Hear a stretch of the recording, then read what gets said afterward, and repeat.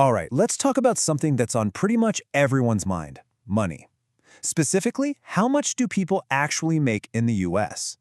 Now, you might think there's a simple answer, but trust me, it's way more complicated and honestly, way more interesting than just one number.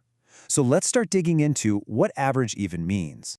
So yeah, the big question right out of the gate, what's the average salary in America? It sounds so straightforward, right? But the second you start looking for an answer, you find out that a single number can be super misleading. Okay, so if we have to pick one number, here it is. The latest US Census data from 2022 says the median personal income was $40,480. Just let that sink in for a second. Does that number sound high to you? Low? Kind of what you expected? But whatever you're thinking, here's the deal. That number, it's really just the tip of the iceberg. The real story is what's happening underneath, in all the details that number hides. First things first, we got to be clear about our terms. You'll notice I said median, not average, and that's super important. Think of it this way. The median is the person smack dab in the middle.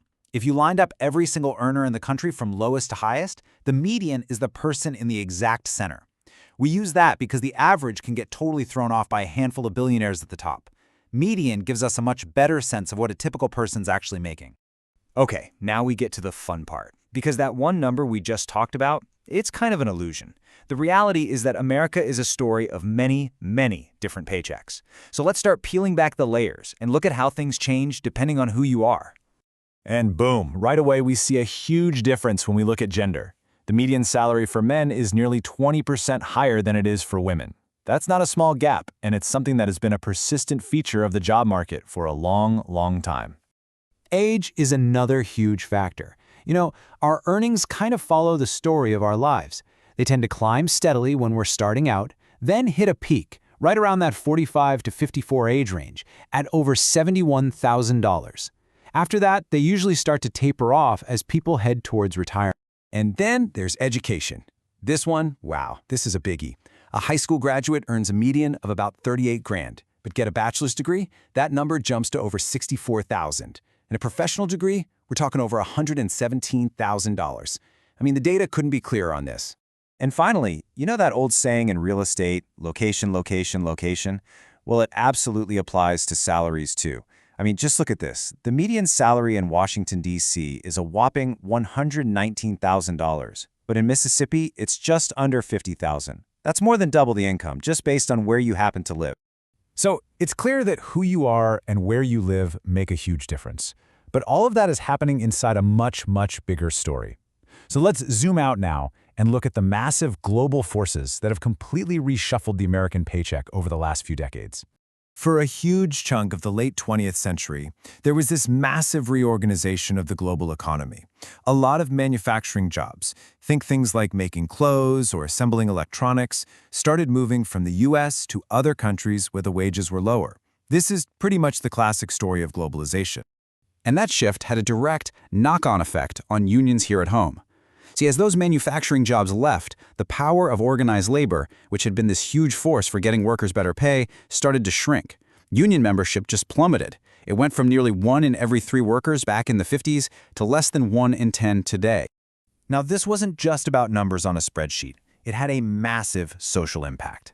The sociologist Matthew Mahuga puts it really well. He basically says that if you want to understand some of the political shifts we've seen, you have to realize just how deeply people in many working-class communities felt left behind by these huge global changes. Okay, so globalization was one giant force. The other one, automation. Now, the headline is always robots are taking our jobs, but the real story, as usual, is a lot more complicated than that. Yeah, research from MIT found that automation is really two sides of the same coin. On one hand, it can take over complex tasks, which can sometimes lead to lower skills being needed and lower wages. But on the other hand, it can also act like a super tool, making an expert worker even better and more valuable, which can drive their pay up. So this puts businesses in a really interesting spot. If automation makes a few workers super productive and drives their wages up, a company can manage that change pretty slowly, maybe just not hiring new people as others retire.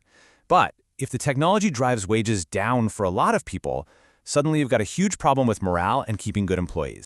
And all of this brings us right up to today, and the rise of something that just about everyone is familiar with now, the gig economy. It's a world that's all about incredible flexibility, but also a whole new kind of instability. And make no mistake, this is not some small niche thing. According to the Federal Reserve, a full 20% of American adults, that's 1 out of every 5, earned money from some kind of gig work in just the last month. So, what are people actually doing in this gig economy? Well, the biggest slice of the pie is selling things. Like selling crafts on Etsy or flipping clothes online. After that comes doing short-term tasks, like driving for Uber or delivering food. And a smaller piece is renting out property, like on Airbnb. And this really gets to the heart of the great gig work trade-off. You see it right here. A huge majority, 78%, say they absolutely love the flexibility. But there's always a but, right? 61% say they wish their pay was more consistent, and 42% wish they had benefits. It's that classic tug-of-war between freedom and security. All right, we've looked at who you are, where you live, and these giant forces like globalization and automation. Now we're going to put it all together. We're getting to the big aha moment, the puzzle that really explains why so many people feel like their paychecks just aren't keeping up. So here's the thing. For decades now, the U.S. economy has gotten way more productive. Thanks to technology, we can create much more value for every hour someone works. So the big multi-trillion-dollar question is, has the typical worker actually seen that extra value in their paycheck? And here's the answer. This single chart tells an incredible story. It's often called the Great Divergence.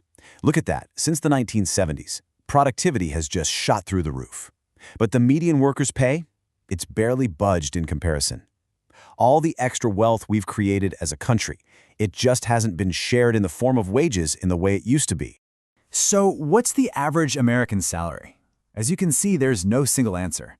It's this incredibly complex mix of your personal story, these giant global forces, and rapid technological change. And all of that leaves us with a really big question for the future. As technology gets even faster and the economy keeps changing, what's it going to take to make sure the American paycheck of tomorrow isn't just flexible, but that it's also fair?